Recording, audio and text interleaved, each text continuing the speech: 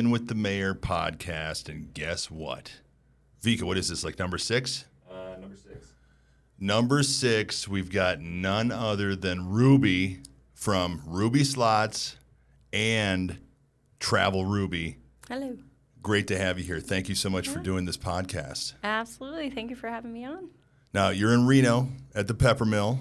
Yes. And how's luck been so far on this trip? Up and down so far. Up and down. We are very spoiled here at Pepper Mill. I feel like typically it's very good to us. So that means that we get a little spicier with our bets because we get a little more confident. So you're going to see like higher highs and lows. Yeah. You know, that when you bet lower, you're going to have a more consistent play, I feel like. So did really well, did pretty bad. It'll, the next 48 hours or whatever that will be here, it'll be That's the a volatility. roller coaster. Yeah, it'll be a roller coaster. That's okay. That's how it goes.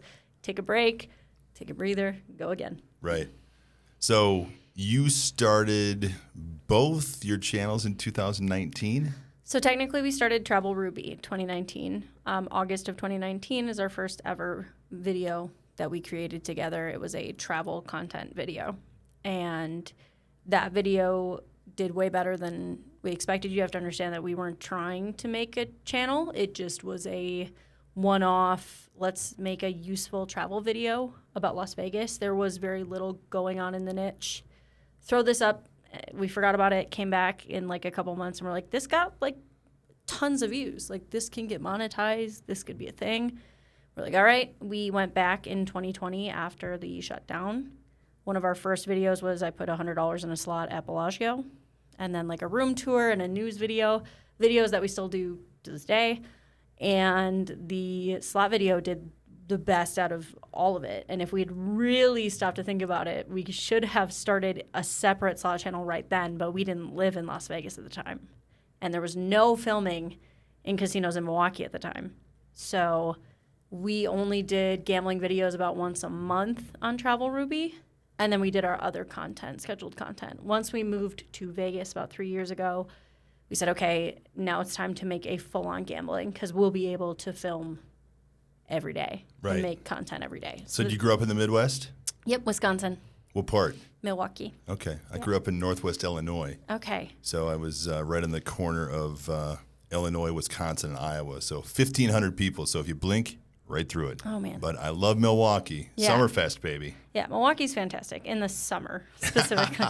It's the best place in the world in the summer, but the winters are very, very long and very brutal. So opportunity knocked in Las Vegas. I like heat. I like to be hot. I am wearing full-on long sleeves right now because I thought the casino would be too cold. Like, I don't play with that. So love the weather. And, yeah, the channel just did so much better than we ever could have expected. We had no idea this is what was going to happen, but it's been quite a ride. So what was your aha moment where you're like, you kind of already talked about it, but what was the aha moment when all of a sudden you put up a video that went nuts and you're like, oh my God, we're onto something? Yeah, so the first video we ever did so well, and we put up some kind of crummy content from there. And it was after we got back from that first filming trip, I was laid off. My husband already worked at home. He did internet marketing. So I got laid off for 6 months. We were like, let's just do this. Let's just see, because we'd already gotten monetized. And it was like, let's just see what this can do approximately. Yeah. And already it was making money. And I was in the culinary industry. I worked in baking and pastry for 10 years, which is amazing, but they don't pay very well.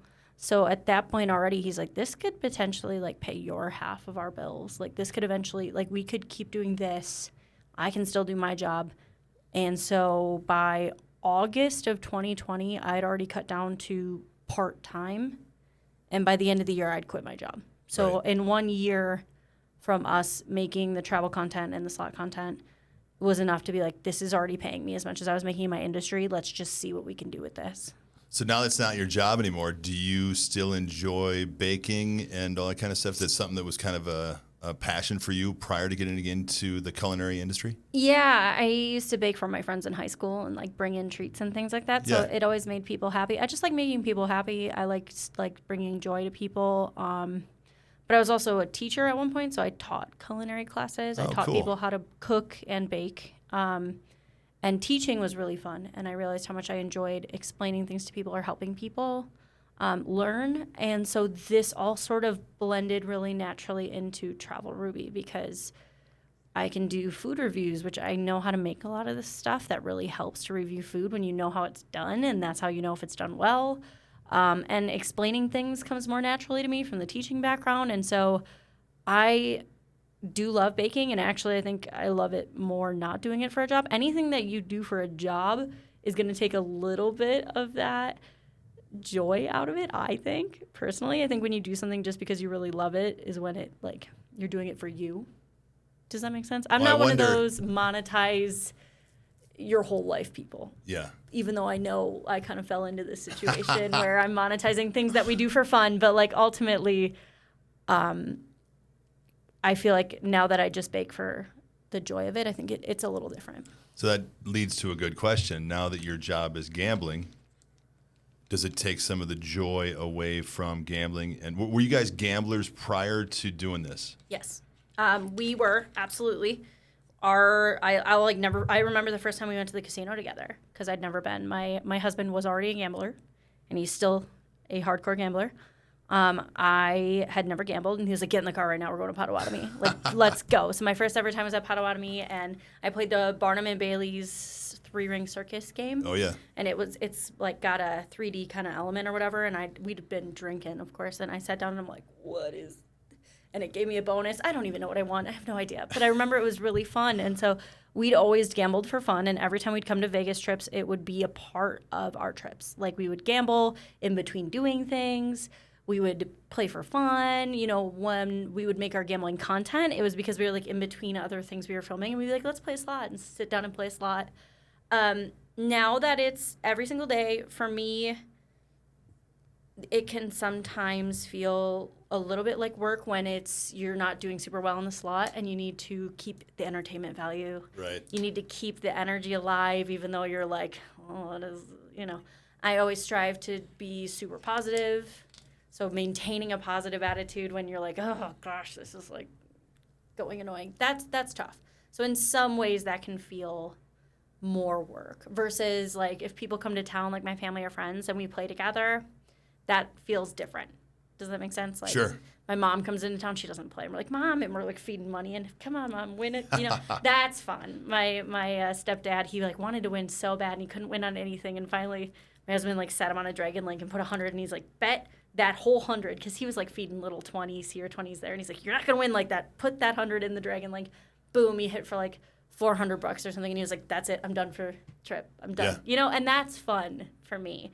So, like, it is still super fun, but some days the gambling can feel less like you're just playing for entertainment. Some days. Well, you get on those stretches where you can't win anything, and it's like, my God, no. First of all, nobody's going to want to watch this. Second of all, I'm in a horrible mood now. It's so hard. How do you keep, do you just keep telling yourself, listen, I've got to do this for the channel. People are not going to watch this. I'm in a bad mood. How do you do it? So that's where it is interesting that comes in that my husband is the true gambler. His emotional state is super, super tied to how we're doing. If we're doing really well, he's like so happy. If we're doing poorly, he's very, very unhappy. I consider myself to be less of the gambler. I think I'm more of the voice of reason for the two of us. Yeah. Where I dissect it a little differently. I am truly there for entertainment value. I don't entirely care how well we do on the machine. I don't entirely care if the bonus was good or bad. I'm just there for, like, did we have a fun session that people are going to enjoy to watch? So for me, I'm more like, did the machine do fun things? Did, like, a shaky, like a luck has arrived happen? Did cool stuff happen? And so we can end a session where we ended up actually losing, but I'm like, well, that was a good video. Like, to me, it was still a good video. And that's all I care about. And then because my emotional state is a little less in terms of the wins, losses, I think that I kind of end up being the voice of reason to just be like, that's all right. Like, let's just film another. Like, we're good. Or, you know what? Today was a lot. Let's go. Let's call it. Like, I think I kind of do the regulating, I guess I would say. Because I just don't get as intense about it. I could, like there's times where he's like, I'm not ready to leave the casino. Like I'm going, and I could go. Like I can go. That's fine. Right. You know what I mean? Like, so I think having one that's like super super passionate and super tied to it, and then one of us who's a little bit more like just focused on like, is this good content? Are we having fun? Is it fun to watch because we're having fun? That's what matters to me. Yeah. What's interesting, just doing these podcasts, I find so much more out about people than I think I know. For you to say you're a teacher, I can totally see it. Yeah. You know, because like on your videos and stuff, there's some of that educational part in there when you're talking to people, and it's very interesting. Yeah, I think, especially with the Travel Ruby content, I never wanted it to be just vlogging, just here's what I'm doing. Yeah. Or here's what I want. It was more like, here's what you should know. Here's what I think if you wanted to come here, you should know. Here's what I think would be very helpful to people. I always want the content to be helpful. And the slot channel just sort of naturally kind of divulges into that as like, here's what the slot does. We got a lot of feedback that people love watching us play new games. They love watching us play new stuff. They want to decide if they're going to play it or not. So in that instance, it's me kind of explaining it. Here's how it works. Here's how the game goes, like that kind of thing. I think it's helpful to people, and I think it also just helps. It's like an edutainment kind of thing. Ups the entertainment value if you know what's going on. Well, it's helpful, it's entertaining, and you know, it's really good for people to see a machine maybe they haven't played before and go, do I want to play it or not? You know, it's like you and I were at this IGT event where we're playing machines that nobody's ever seen before. And it was really interesting because I told you on the way in here, it's like this is our first time ever going to it. I didn't know what to expect. But to be able to sit there and give our feedback, really interesting.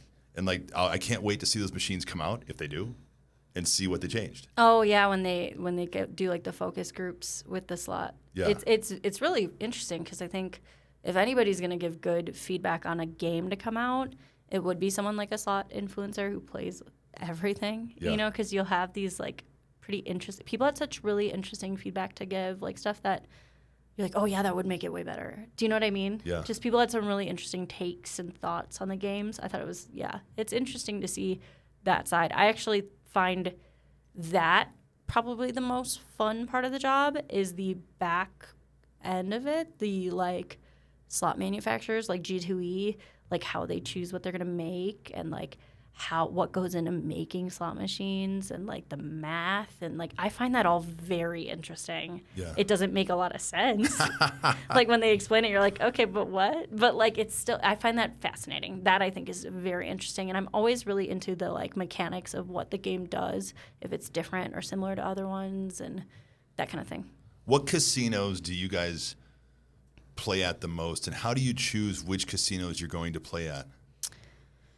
So we have our mains. We play, I think, at more places than a lot of people just because we live in Vegas and have the ability to do so. Rampart is right by our house. So we play at Rampart all the time. Is that like a locals casino? Yes. Okay. Yeah, very locals. Okay. Like we went in there and we're like, we're the youngest people in here by 25 years. That's a good sign. Yeah. It might be looser. Yeah, we love Rampart. El Cortez, they've obviously like mad up their game with like getting new slots and like inviting the influencers in and stuff like that. So big in El Cortez. We play at Plaza downtown as well. And then on Strip, we tend to do Venetian. I just think their floor is the best. We enjoy playing there. And sometimes we pop into Aliante. They get new games up in that area, but we kind of just rotate. And then if we're feeling stale or we're like, I don't know where I want to play, we'll like go to a random one just to switch it up. We'll play on the Strip just to switch it up, just to get fresh energy. Each casino kind of has its own different atmosphere. So it's like, where haven't we played in a while? What would be exciting to go play at? Let's go try the Strip. Like just, random. But those are our big ones. El Cortez, Rampart, and then on Strip Venetian, I think are our big three. You're going to see a lot of videos from those usually. Yeah. We're primarily Peppermill. We live here in Reno. And then when we go to Vegas, it's pretty much El Cortez. I mean, Adam and that whole group down there is just amazing. They're super friendly. They're super cool with people gambling. And it's really a great experiment for casinos in terms of, like, do the influencers bring value? Because we get stopped, like, every 5 minutes, like, from people. And they're like, we came in here looking for, Vegas Matt or you or whoever. Like, people come for that. And then they're already in the doors. Like, it truly is a very interesting experiment that is definitely paying off, I think, just to and be so inviting to the influencers to come in. Yeah, even at our level for Casino Carisa, it's like the people that notice her, I'm like, holy, what's happening here? You know, it's just like, it's surreal sometimes. I can only imagine how it is for you, you know, so it's, I've been around a couple times at these different influencer events and just watching everybody come up to you and Lady Luck and Vegas Matt and all these. I mean, Matt's just crazy. Oh, yeah. Yeah. It's so crazy. They have to have like security with them and everything. I get it. I mean, you got to think they have 1 million subscribers at this point. Yeah, 1.2, I think, something like that. It's crazy. So when you have, you know, a video like some of our travel review videos, when you look and they're like 3 million views, that's 3 million people have seen that. And I don't think as like a normal person you can equate, in my head anyway, I can't rationalize that. Even, you know, our day-to-day slot player, like people who comment every day, you got 25,000 people watch the slot video. That's 25,000 people. Like, I don't even know how many people in a stadium do you know what I'm saying? Like, when you think of it in that, it's like, well, of course people are going to come up and say hi to you, but it just doesn't click that way at all. Well, I was talking to Mr. Mike a couple episodes ago, and I consider this, like, my wife watches like these reality shows, like the Real Housewives of who cares, and it's like, I think this is like the first reality show that's like a series. You, me, everybody who's doing this, because it's real. You see the losses, you see the wins, you see the ups, you see the downs, you see everything, and none of it's scripted. No, that's true. Yeah, when we were doing just Travel Ruby is not, I don't have a script, I just talk, but it's still entirely informational. It's just me providing information, whereas the slot channel is a little bit more of me just goofing off, being myself. Yeah. Very interesting to see the audience digest that. It could, like me having an actual like personality, if you will. Do you know what I mean? Because it's like you really are filling dead air for 25 minutes, especially if nothing's happening. Like, well, it's also interesting to see how people are so invested in what you're doing. And you're up, you're down. Yes. What did you do yesterday? I mean, it's just like, it's really an interesting exercise. People, I have friends and people who have said that like they get the dopamine from watching us win. Like, they get a buzz from it, and it actually, like, some people said, like, instead of going to the casino, I can just watch one of you guys play and get a little fix, which is really interesting. And like a friend of mine just said that. She's like, I was gonna go to the casino, but I'm like, oh, I can just watch their video and see how they do and like get a little bit of a slot fill. You know what I mean? And then they're also kind of learning about games, so it's like kind of a well-rounded experience, I think, from the slots. And yeah, your point about like showing the losses and stuff, I think that's super important, just for authenticity, to just always show the bad days too, even though I try to keep them as positive as possible. Yeah. Well, is there a game out there that you secretly can't stand, or maybe your husband can't stand, that you guys still play because people enjoy watching videos of you playing those machines? I don't think we ever keep it a secret if we don't like a game. I think we're very open about it, but I will say we play them anyway. Like, Buffalo is like a running joke on our channel. Like, we cannot win on Buffalo. It hates us. We hate it. Like, it's a mutual despised thing, but titles with Buffalo in them do well on our channel. So if I put Buffalo in the title, it tends to do well. So I play every Buffalo, every time. If there's a new Buffalo, I'm going to play it. And they're going to get views. But everyone knows when I click on, I'm like, guys, Buffalo again. So have you played the new coin trio yet? Oh, yeah, I hate it. Yeah, I hate it. Yeah. And it's kind of a fun gag with the audience, like those who are daily watchers. They're like, oh, gosh, here she goes with the Buffalo. Like, are they actually going to hit this time? It's random. I could still win. It's just this running joke that, like, I don't win on Buffalo, you know? It's an interesting one. You played all over Vegas. Mm-hmm. What's the most underrated casino for slot players? I'm going to probably say Rampart. The player card, like, they're really good. They have really good rewards for their players. Yeah. And they get new games really frequently. So it's like more people are seeing Rampart now than they did before because we play. But when we first moved there, we're like, oh, let's go check out that casino. And we're like, oh, like this place, like they have a lot of variety. And we worked up our tier and like we like oh my gosh, it's like free buffets and just a lot of perks back that I think we've lost a lot of on Strip, unfortunately. Yeah. Which is too bad. It is. I think the casinos have lost the plot a little bit when it comes to their players and how they keep them in and how much they expect them to gamble in order to get these perks. It's so much. Right. No, I'm 53, so first time I went to Vegas 30 years ago, living in a small town in Illinois. I remember how cheap everything was. And I went to a place called Slots of Fun. I was a drinker back then. It's still there. It is? Okay, went to Slots of Fun. They had a $1 table. So I was sitting there playing $1 blackjack, just getting hammered out of my mind for like 3 or 4 hours. And then had breakfast. It was like $2.99. And then to go back and see what it's turned into today. I mean, I don't blame them. People are still coming like by the droves, but it's expensive. If you go to South Point now, they have like from midnight to 6, they have like the $5 breakfasts still. Slots of Fun still exists. They still do like $1 hot dogs. It's right in front of Circus, right? They don't have the tables, but they do have like old coin operated machines still.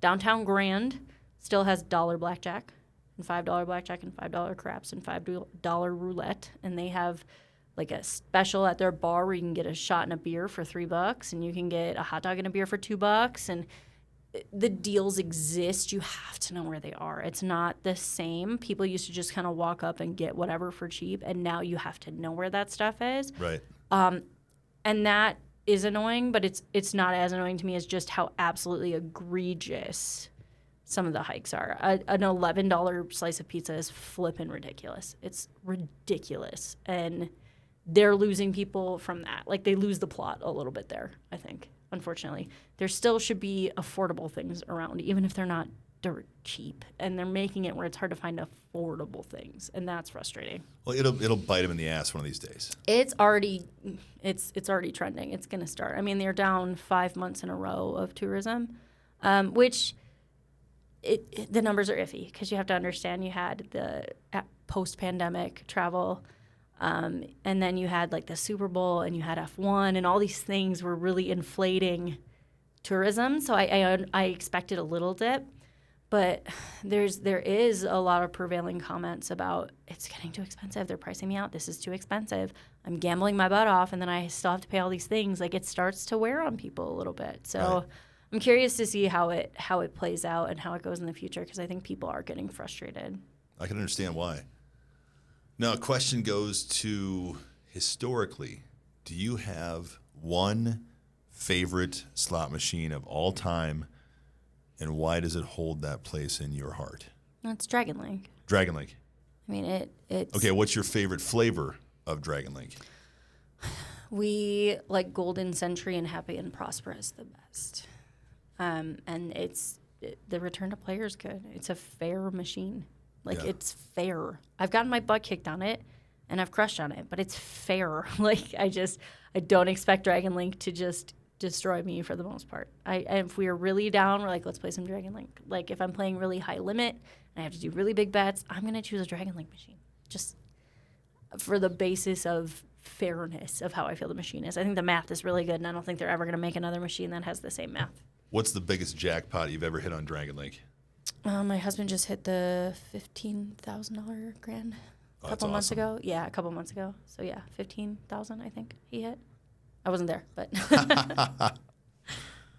So, how do you balance the risk when you're using real money, creating regular, entertaining content? How do you manage the risk between using your own money and making good content?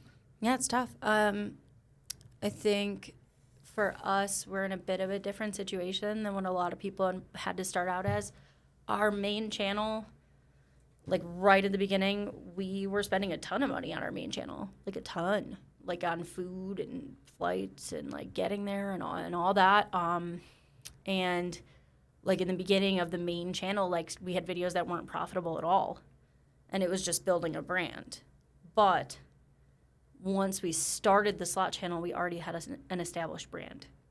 So because we already had Travel Ruby, as soon as we opened the slot channel, it automatically had a base of people that were willing to come over and watch. So we already were getting views right when we started. Right. So because of that, we're like, okay, here's how much people watch per day. This is how much a video makes in a day. Right. Like, I have that metric of it makes about X amount of dollars a day. So we will make a video and be like, well, that one is not going to be profitable, but you have 30 videos a month. So some of them got to be profitable. So you're hoping you're going to win on a few, and then the others you break even. That's a profitable video. Right. Or, you win, it's a profitable video. If you lost on it, how bad did I lose? Because I'm still going to profit a little if it's within that threshold. Does that make sense? Yeah. So the first few months of doing the channel, we had a list of here's how much we lost that month, here's how much we won, here's how much we lost, here's how much we made on the channel, and just compared. And it was like, we are profitable. It's all that matters. We're profiting, period. If I was not profiting, I would not make content. Like, I just wouldn't. But right. Yeah, so that, and we have like the lower bet videos as well, the $20 Tuesday, the $40 Fridays, and those people enjoy the minimum bets and seeing how much we can win on a minimum bet, and those have such a low amount that we have to play because we're doing such low bets. Those really help to keep the weekly spend lower as well. Those are super fun. Vika and I just did one the other day. Yeah. Took $100, got 5 $20 bills. Mm-hmm. We played for 45 minutes. Mm-hmm. It was so much fun. Yeah. And no risk. Well, it's low risk, and you get people are like, it's nice you're still excited. It's like, well, it's exciting to hit a bonus when you only have X amount of spins, and like we've hit some good wins on a low bet, and that's extremely exciting. Like, I actually think we hit a hand pay on an 80-cent bet. I think that's so much more exciting than any like $15 hand pay I've ever gotten or $10 hand pay I've gotten. 80 cents. That's awesome. Yeah. That's incredible. Like, that's the kind of thing that I think is really exciting. So I do like doing those lower bet videos because it's like you could really have a cool win. And there's a lot of variety because we switch around a lot in those videos. So people get to see a wide variety too. But it just helps to add to the overall tally of like, here's how much we're spending on our gambling versus how much we're earning on the channel. Vika, I think I might have stole that idea from her. That's where I got it from, I think. Plagiarism. You're not the only one. It's fine. It's around. So we're looking for a weird or funny story or an encounter, if you will, that you've had with a fan at the casino. Oh, I don't think I've ever had a weird encounter. All of my fans are very lovely. That's gonna be my whole answer for you. My fans are really nice. They're always so kind. They always make us feel really appreciated. They're always so happy to see us. So it's you can't I can never fault that. I will say my mom was in a bar in Wisconsin, and a woman was in there, and she was kind of in the bag, and she looked at her and she goes, "You look so similar to this girl I watch on the internet. She does reviews." And my mom is just sitting there waiting, and she like pulls up and she's like, "That's my daughter." So, and she's like the odds of that are so weird. That's crazy. Weird. Yeah. But yeah, it happened. And so that was really funny. And then we were in Wisconsin again, and someone was walking his dog, and he stops and he's like, "You travel, Ruby?" And my stepdad's like, "Oh my God, what?" Like random, like it not here. You know what I mean? So those are kind of funny. Those are kind of funny and kind of weird when it's in the middle of nowhere where you wouldn't expect it. Now, the YouTube algorithm, and this is something that we're still trying to figure out. I don't know if anybody ever will figure it out, but do you think the YouTube algorithm rewards or punishes gambling creators? Yeah, it's a tough question. So you have to consider a lot of things. For one,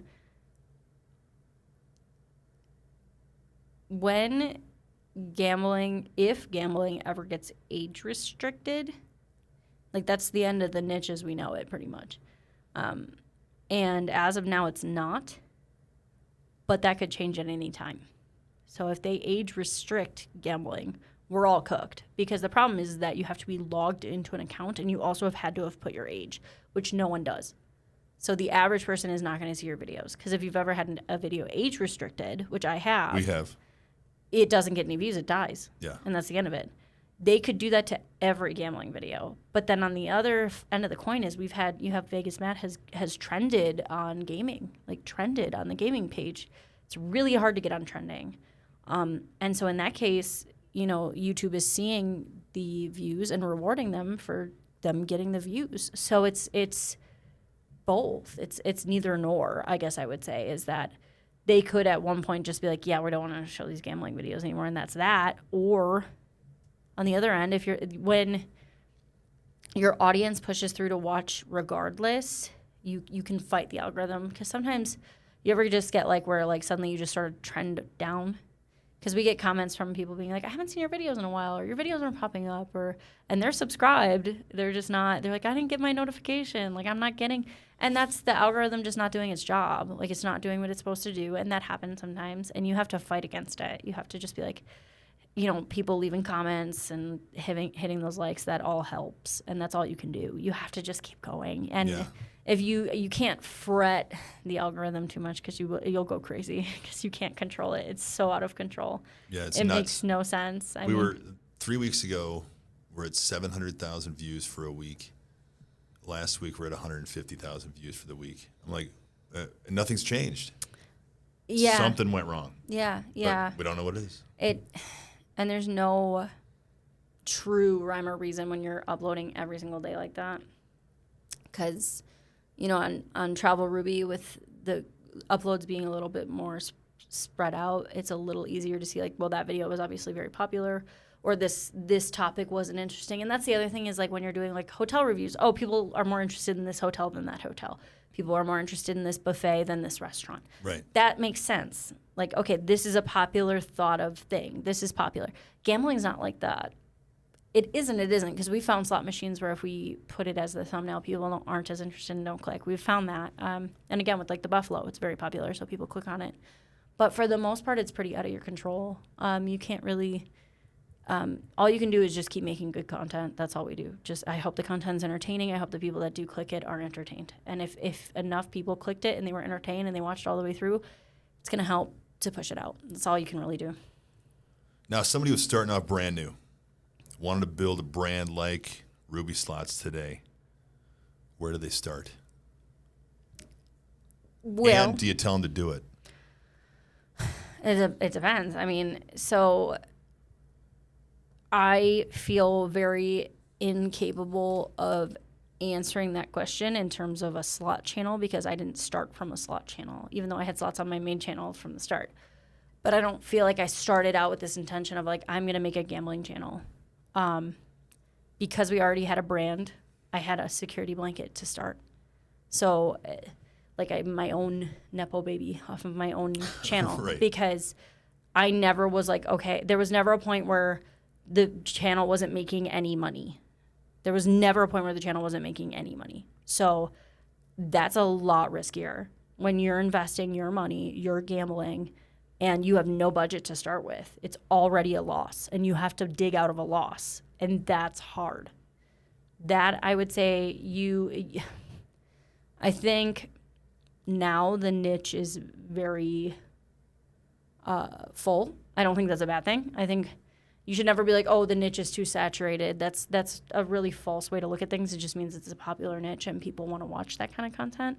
But what's going to make you stand out? Like, how do you make it to where you're the most entertaining? You're the one they want to watch. And then you have to be like diligent. You can't give up. A lot of people just give up on YouTube before they get anywhere. They give up. Or they go broke. Right. And that's the thing. How much can you afford to gamble? Stick to low bets and work your way from there. I have met a couple of channels. I think it's very interesting doing different multilingual channels, Spanish-speaking channels. Those are starting to be a thing. I think that's brilliant. And I met someone who's doing a Farsi-speaking channel. I think that's genius because everyone is speaking English on their channels. I think that's really smart. And that's what I mean about, like, here's what I'm doing. Here's what I'm bringing to the table in my gambling videos that's different from the big fish are doing Olympian-sized bet. It's the Olympics. You know what I mean? So, like, they're watching someone do the shot put who's an Olympian versus a normal person doing the shot put. It's like the same with the gambling. Does that make sense? They're doing bets that no one could ever think to do, that no one would ever do. They're crazy level bets. We're bringing a more moderate average player experience, an average of a $5 bet, doing really low and then really high, but a middle tier thing so people can see what they might actually win. Does that make sense? Sure. So you kind of just have to settle into your branding and be like, this is what I think I'm going to be and what I'm going to do on my channel. And then kind of stick to the authentic. You have to be authentic. I mean, you have to just be yourself. You really have to just try to be you, but then also don't get mean and mad when you lose. And don't swear too much. But that's I say jerk face all the time just because I was looking for something else to say that wasn't a swear word. But it's the funny part. It's actually helped me out at home with my 6-year-old because it's changed the way that I speak. Instead of saying all of the different 4-letter words and things I said before, I say jerk face a lot everywhere now. When I'm in public, I like rarely curse anymore at all when I'm out in public, which is really interesting. As soon as I'm home, I turn it back off and curse like a sailor. But like, I used to have a really, really trucker mouth, like really bad. And like even just talking to normal people, I would just drop an F-bomb. And like now, like that never happens because you just teach yourself out of it. You just don't do it anymore. It's very interesting. Just making content, you like change your way of speaking. It's like you're kind of just like clocked in for work all the time in a way. Who is your favorite influencer to watch outside of you making stuff all the time and seeing your content? Who's your favorite gambling influencer? Who's my favorite gambling specific? Gambling specific. Well, I'll just shout out my friends. Like I love Slot Hopper and I love Vegas Low Roller. Those are 2 great people. 2 of my best good friends because I don't watch a ton of gambling content because like I film it, so I don't. My husband does. He watches other people's videos. He watches like almost everyone's. I watch a bunch. He does. Yeah, so does he. I don't watch it. Like once I'm not at work, I'm not at work. Like I'm doing other hobbies and things like that. But like my friends make great content. So Natalie and Dan from Vegas Low Roller and Natalie from Slot Hopper, they make great content. Slot Hopper's going to be on here in a couple weeks. I just talked to her and her husband. So looking forward to that too. I love her. So yeah, she's great. Dan is great. I like to support good people, but Low Roller kills me. He is hilarious. So funny. He's also like a really introverted guy. So like that whole shebang is so funny because like he really is a very like calm and like. I got a chance to sit next to him and eat breakfast at that IGT event, and I was just kind of taken aback. I'm like, wow, what a nice guy, because he's so funny on camera. He's so funny on camera and like very like rambunctious. But then in person, he's not like that at all. He's very shy. Yeah, quiet and like with like more inward and just it's really cool that he can like kind of like he can do it. He's not even thinking when he's doing it because we watch him film sometimes. It's so fun, and you like laugh in the background. Like him doing it in person is just as funny. Oh no, I was standing behind him at the Wynn, and he was doing his video. I was laughing my ass off. So funny. It was hilarious. It's so funny. Yeah, he's great. All right, what's next for Ruby Slots? What dream collaboration, destination, or milestone are you looking to hit next? Yeah, I think so. We were kind of talking about cruises a little bit. I'd like to try. I've never tried a cruise. You either love or hate cruises. You're one or the other. I've heard it's a very divisive situation. I have a friend who does a lot of cruising, and she loves gambling on the cruises, and that makes me very curious. So we have dabbled with the idea of doing a cruise, especially because I'd like to travel to a lot more places. And I think the best way to do that would be to have like a casino just in our hotel that moves around. So you've never been on a cruise before? No, never. Cruises are amazing. You either love or hate them. Some people absolutely despise them. Yeah. And so we want to give it a go, do like a shorter one just to see how we feel about it, do the gambling, see how the gambling is. So if we could get a cruise ship that would allow us to film on their ship, would welcome us on, I think that would be a really great way to like work, but then also maybe go on a vacation, like go to the Bahamas and then have a beach day and then come back and play slots on the boat, So maybe something like that. All right, we're going to finish it up with a new segment sponsored by and brought to you by the Peppermill. You ready? Oh, yes. This is called Rapid Fire. Oh, okay. I already know the answer to this one before I even ask it. Buffalo Gold or Dragon Link? Dragon Link. Okay. High Limit Room or Penny Slots Marathon? Oh, Penny Slots. I like it. Early morning sessions or late night spins? Early morning. Okay. Vegas Strip or downtown Las Vegas? Downtown. Free games bonus or hold and spin feature? Hold and spin. Surprise jackpot or steady wins all day? Ooh, steady wins all day. I like that. Me too. Solo play or group pulls with friends? Group pull with friends. I knew you were going to say that. Record everything or play just for fun sometimes? I do like when we can play just for fun sometimes, but I am a record everything. Record everything. Chasing the major or take the win and walk away? That's so funny. I'm take the win. My husband will want to chase the major. I knew you were going to say that too. YouTube or TikTok? YouTube. All the way. Well, I tell you what, Ruby, thank you so much for being here. This has been awesome. I appreciate you doing it. Absolutely. And everybody who watched, we so appreciate it. This has been our 6th episode. We can't thank you enough for being here. Check out, if you haven't subscribed to Ruby Slots or Travel Ruby. Jeepers creepers, look at me. Go and do it right now. Thanks, Ruby, for being here. Appreciate it so much. Guys, thanks for watching. Mayor, Ruby, out.